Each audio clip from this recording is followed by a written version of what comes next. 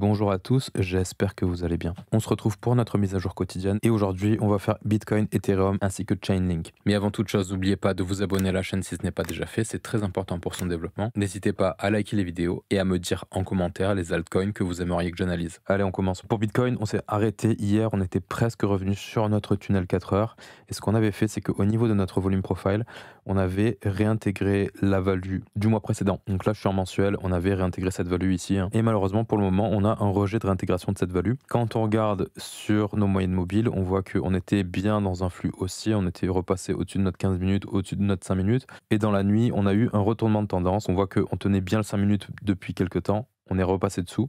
On est passé sous notre 15 minutes. On est revenu sur notre 1 heure. On a eu un rebond sur le 1 heure qui a échoué sur notre 15 minutes. Donc là, pour le moment, la possibilité, c'est qu'à court terme, la tendance se soit retournée, étant donné que on tient le 15 minutes et le 5 minutes à la baisse. Chose qui était moins le cas ici.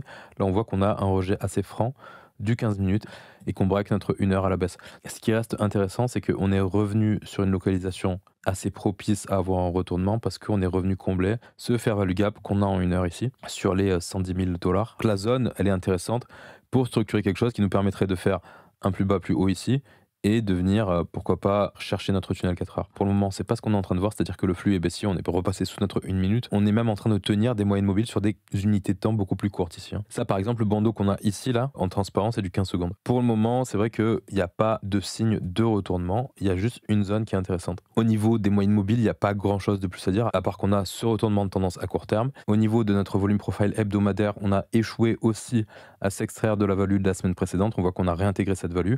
On a une zone de support entre notre point of control de la semaine précédente et notre value basse actuelle. Notre value basse actuelle en developing, ça donne ça. Elle a quand même pas mal bougé depuis le début de la semaine. Mais du coup, attention à cette zone ici. À mon avis, si on perd cette zone actuelle, on va très rapidement revenir sur la zone entre 109 000 et 108 500. Sur une vue mensuelle, il y a un truc que j'ai oublié de noter aussi, c'est que quand on a réintégré la value de notre mois précédent, on la pull back et le niveau ici sur les 110 900, il a bien fait résistance avec notre tunnel 15 minutes. Maintenant, au niveau de la journée, on voit qu'on s'est potentiellement retourné aussi. Étant donné qu'on est passé sous la value de la veille, on a pull back la value basse de la veille et on a échoué à réintégrer. On a aussi break un point of control de l'avant-veille et on est en train de sortir de la value de l'avant-veille aussi. Donc on a toute la zone que j'ai identifiée en termes de support, étant donné que si on regarde, c'est là où on a une succession de point of control. Donc là, on a tout le positionnement qui a été fait et ce niveau-là, normalement, il devrait être défendu. Au niveau des targets, il n'y a pas vraiment de grands changements, c'est-à-dire qu'à court terme, il y a ce niveau-là dont on vient de parler plusieurs fois.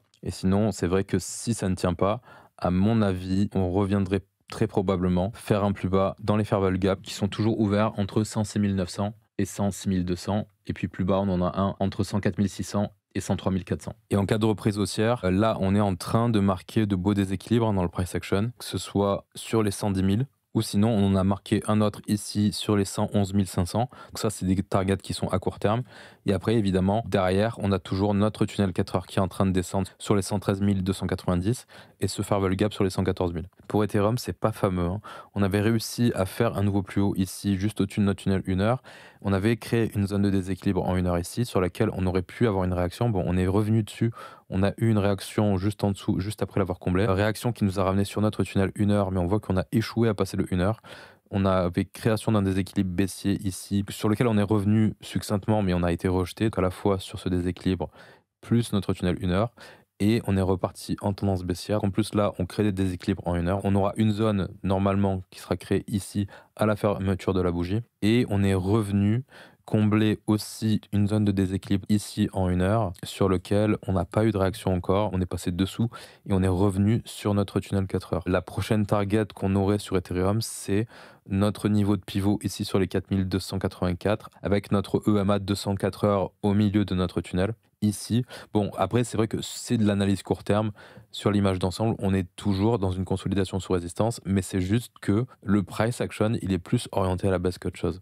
Maintenant, ce qui serait intéressant, ce serait de venir sous le niveau comme ça, de réintégrer et de repartir à la hausse. Ce genre de contexte, ce serait plutôt intéressant. On viendrait récupérer toute une zone de stop, sachant que là, on en a une belle sous les 4200. Et ensuite, en fonction de la réaction qu'on a derrière, ça pourrait être hyper intéressant. Le genre de contexte que je cherche sur Ethereum, c'est vraiment ça. Par exemple, si on tape ce niveau à 4200 et qu'on réintègre, là, ok, je me dis, il y a quelque chose à faire. Pour le moment, je serais plus tenter d'attendre et de ne rien faire. Sachant que avant les 4200, on pourrait aussi avoir une réaction justement sur le niveau de pivot ici, sachant que à beaucoup plus court terme, on a ce niveau-là sur les 4280 à venir chercher. Au niveau du volume profile, si je me mets en mensuel, il n'y aura pas de grands changements par rapport à hier, c'est-à-dire qu'on a toujours notre point of control précédent sur les 4300, qui correspond d'ailleurs à la value basse de notre mois en cours et du coup de notre semaine en cours. C'est un niveau sur lequel on pourrait avoir aussi une réaction. Là, ce qui serait intéressant, ce serait qu'on vienne justement chercher ce niveau-là, qu'on réintègre et qu'on ait un pullback de notre value actuelle. Ça pourrait être intéressant comme contexte. Mais là, justement, est-ce qu'on va avoir une réaction sur la value basse? Là, on voit qu'on est en train d'avoir une réaction. La value basse actuelle, évidemment. Au niveau de la journée, là, ce qu'on peut voir, c'est phase de range. Pourquoi? Parce qu'on a une succession de point of control à la hausse, puis à la baisse, puis on repart à la hausse, puis on repart à la baisse. Là, on est typiquement dans un range. On voit qu'on peut avoir une zone intéressante entre des values basses des journées précédentes sur lesquelles on peut avoir une réaction. Et d'ailleurs, c'est la zone dans laquelle on est en train d'avoir une réaction pour le moment, même si moi, j'aimerais bien qu'on vienne chercher les zones de stop ici, entre 4295 et 4278. Mais sinon, c'est vrai que là, on a un beau contexte où on a pas mal de supply qui se retrouvent bloqués ici, sur les 4470, et même sur la journée en cours, on voit qu'on a bloqué beaucoup de monde sur les 4400. On a des zones qui potentiellement vont faire office de résistance si on repart à la hausse. Même si la journée n'est pas terminée, on voit qu'on a la majorité du supply qui est pour le moment a été exécuté sur les 4400. En plus, on voit qu'on a cassé notre value basse actuelle. On a eu un échec, on va la mettre en mode developing, break de la value ici, pullback, on échoue à réintégrer et on repart à la baisse. Et d'ailleurs, là, on a bien notre value basse précédente qui est alignée aussi. Les niveaux des journées précédentes, et surtout de la journée précédente, est plus important que le niveau actuel. Parce que le niveau actuel, lui, il va changer au cours de la journée. Alors que le niveau de la veille, lui, il ne change pas. Il a été acté au moment de la clôture. En cas de break du support actuel, la prochaine target, c'est de venir sous ces niveaux ici, sur les 4200. Et c'est vrai qu'ensuite, on a toute cette zone de fair value gap à venir combler. Et ce que je disais hier, c'est que si on perd les 4100, on risque quand même d'avoir une belle correction, à mon avis, pour venir combler la fin de ce fair value gap. Alors après, peut-être pas forcément tout combler, mais en tout cas venir s'enfoncer un peu plus dans cette zone. Et c'est vrai que en cas de reprise haussière, le premier niveau à venir récupérer, ce serait de repasser au-dessus du tunnel 1 heure sur les 4400, 4420. Et au niveau de la force relative, bon, il n'y a pas grand-chose de plus à dire. On est toujours dans une perte de momentum face à Bitcoin. Il n'y a que contre les alts où les alts sont en train de se reprendre légèrement contre Ethereum. Pour Chainlink, maintenant, on avait un actif qui avait bien performé. J'avais fait une analyse complète dessus, je vous conseille d'aller la voir. On avait fait un beau double bottom en weekly sur notre tunnel weekly, qu'on avait break à la hausse, on avait pullback notre tunnel daily aussi derrière, et on était reparti en tendance, et c'était vraiment plutôt propre, qu'on avait notre tendance qui avait continué jusqu'à venir finir de combler une zone de déséquilibre qu'on avait dans le price action sur les 27 $ à peu près. On avait une tendance qui était bien haussière au-dessus de notre tunnel 1 heure, et juste après avoir comblé ce fair value gap, on s'est retourné, on était repassé sous notre 15 minutes, sous notre 1 heure.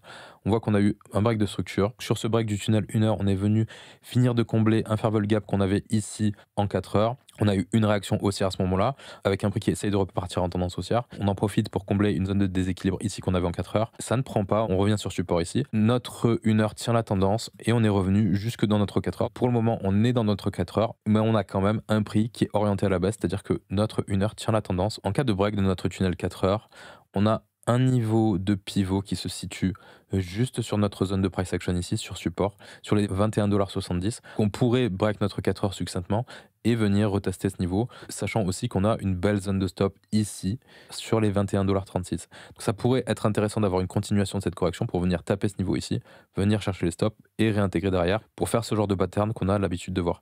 Ce que je vois aussi, c'est qu'on avait un fair value gap en 4 heures ici, sur lequel on est venu, on a méché et on a eu cette réaction haussière avant d'être arrêté sur le 1 heure. Maintenant, si le niveau entre 21,70 et 21,33 ne tient pas, à mon avis, il n'y a pas grand chose qui nous empêcherait de revenir sur notre point pivot annuel sur les 19 centimes 69 et dans cette grosse zone de déséquilibre qu'on a en daily. La zone, elle est quand même importante parce que elle est entre 20,85 $ et 16,80 $, avec un milieu sur les 18,87. Notre pivot annuel, il est sur les 19,70 et on a aussi notre tunnel daily sur les 17,68 $.